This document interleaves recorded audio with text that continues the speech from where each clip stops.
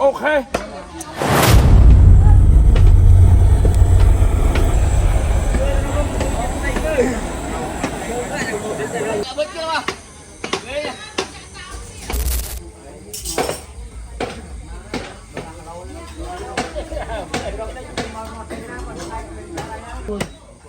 Lạc lâu ơi. Hôm nay thằng lông quá. Em thì nó là lâu thì anh ơi. Bố mong cho lại đây.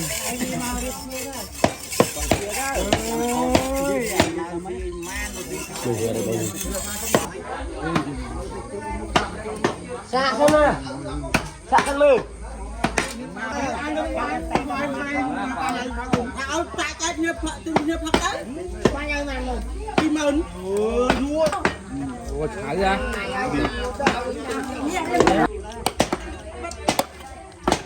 Miếng nó hết mò mà đúng.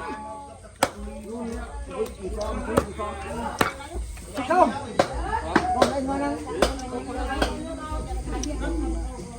Chào các em con.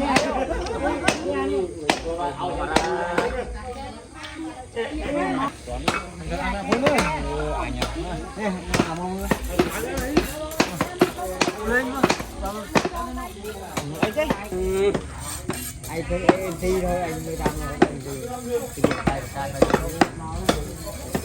Với ai còn rượt thua đó mà lui thon. Ok. ơi thề vậy đi. Hả? Ok.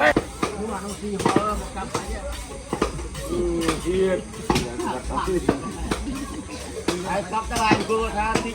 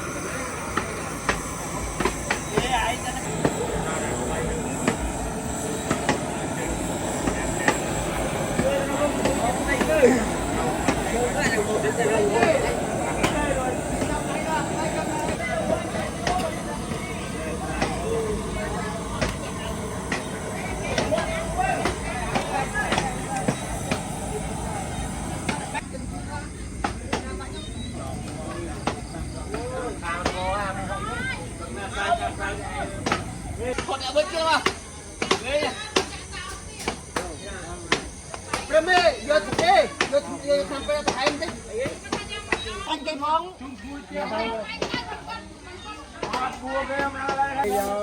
Không ấy. Lên nó to mà cướp không? Tiếp đã mọc rồi mình hạ cái chặt sau đây rồi. người té không tha su thế.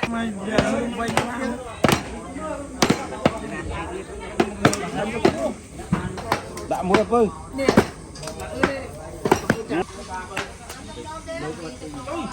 Lùm lắm con em.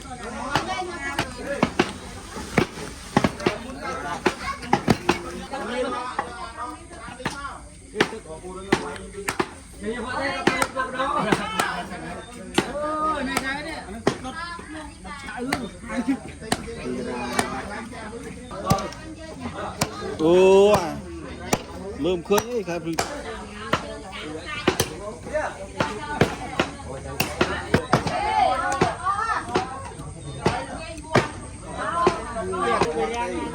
Viết viết.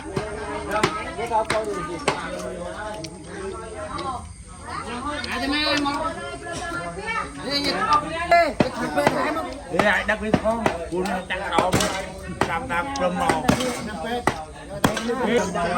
Anh cho ban một cục hả? Tỷ cái đấy. Nghĩa. Anh chưa ao cho đặt tay.